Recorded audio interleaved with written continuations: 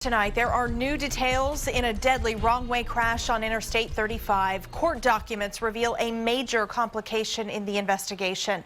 Wilson Molinares is charged with 4 counts of manslaughter, 1 for each life taken 2 weeks ago in Kyle. But KXAN's Chris Sadeghi explains why emergency responders didn't find all the victims right away.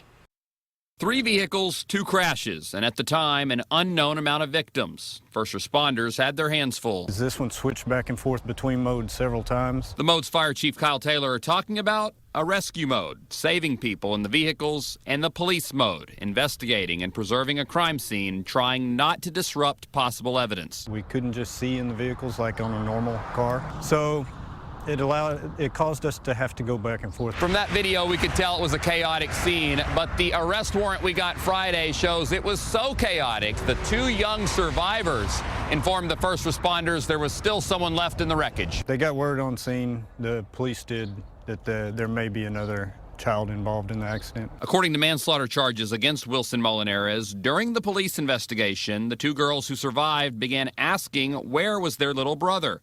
So the investigation stopped and the search began.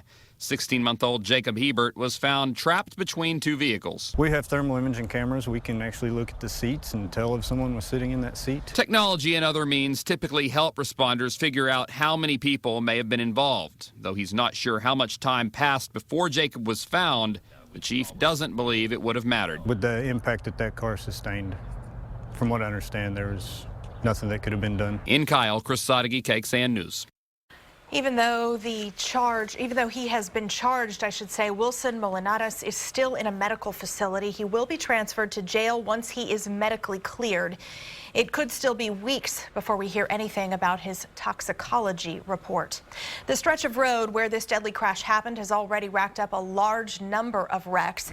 We asked TxDOT for records of all crashes between mile marker 213 and 215 on Interstate 35 in Kyle. The collision happened just before mile marker 215.